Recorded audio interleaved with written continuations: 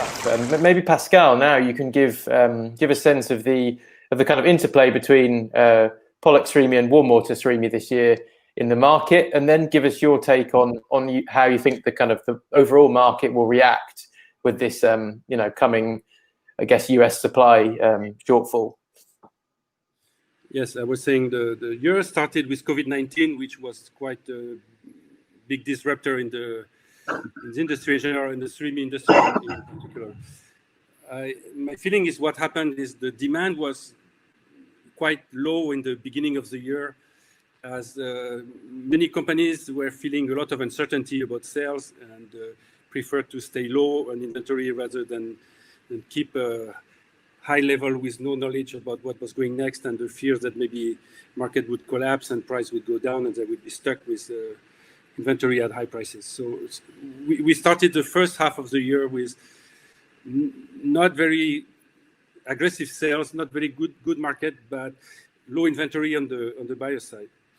And then in the second half of year, summertime is a slow season for the Surimi market, except Europe.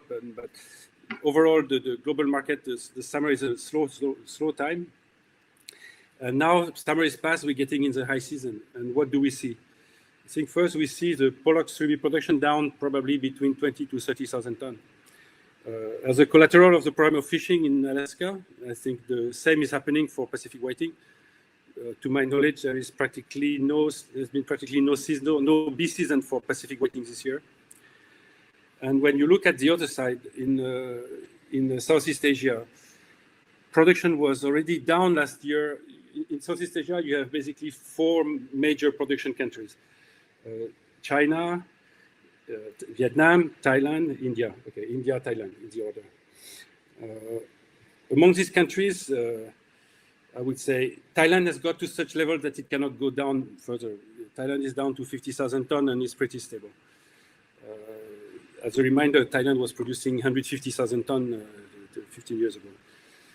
Vietnam is also stable, but Vietnam is stable when you look at the supply of fish to Vietnam. You have a very large decrease of the good quality fish, Itoyori, and the volume that is landed and the use for Surimi more and more is dark fish and low quality fish. So there is a deficit of a high grade Surimi, definitely. Vietnam is not a producer of high grade Surimi, but even in the medium grade, there is a problem. When you look at India, the volume last year was already down significantly. I don't remember exact numbers, but it's something like a 20,000 ton drop compared to the high of the previous years, 2017-18. And this year follows the same trend. It's even worse. The drop in production in India is very, very significant. And the drop in production of high-grade Surimi in India is even more significant. And then China production was low due to the pandemic in the first half year. And then you had the flooding. In China, you have basically 2 kinds of production. You have the sea fish, Surimi, which is mostly low-grade dark Surimi. And the Chinese usually blend this product with silver carp, so freshwater Surimi, which gives the high-grade, good quality Surimi to blend together for the product. And the problem with silver carp this year is the floodings that they had in China. I think it was in the spring, and everybody predicts that the numbers will be low also. And we can see already very strong demand from China for high-grade Surimi from Southeast Asia. China is not a big buyer of Pollock Surimi, of course, but in the high-grade side, Itoyori from Indonesia, India, Vietnam, China is a quite large buyer, and they are buying very aggressively at this time. So now maybe take a look a little bit at what happened in Japan, give some idea what's coming up. I think until maybe 2-3 months ago, nobody would mention anything about the possible shortage in the market. And then we get further in the bee season, and it started to appear quite obvious that there would be a deficit of Pollock Surimi. And to this deficit of Pollock Surimi, again, is adding a deficit of Pacific whiting, a deficit of Itoyori in Southeast Asia, and we're getting into the high season, and where is Surimi available? nowhere.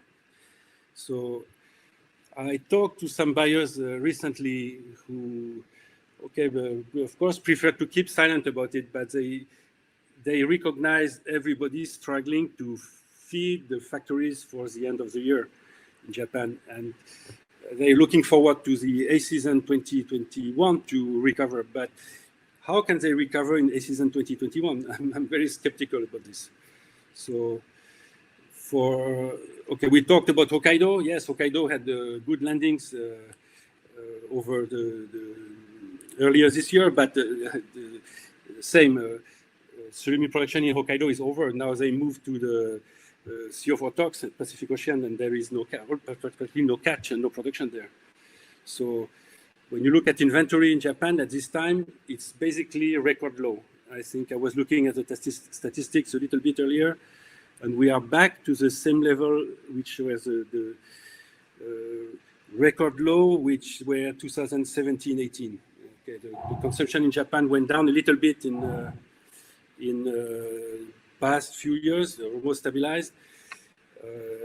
According to the consumption statistics, also actually consumption this year in Japan is pretty good, but imports are very low compared to what it was the last 2 years, and I wonder what's going to happen in the coming months, because personally I see surimi market very hot, coming and getting hotter and hotter in the coming months.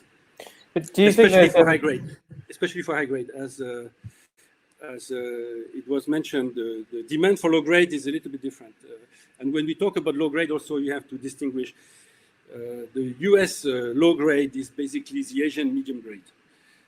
I think the market is more or less balanced. And when you go to the lower grades, I can say we are in a situation of somehow overproduction because of what I was saying before. The quality of fish landed both in Vietnam, in India, or in China is getting worse and worse. The fish is smaller, the quality lower. So the production of this kind of surimi is increasing. But on the medium grade, high grade, medium grade, balance may be a little bit tight, but on the high grade, I think very serious shortage.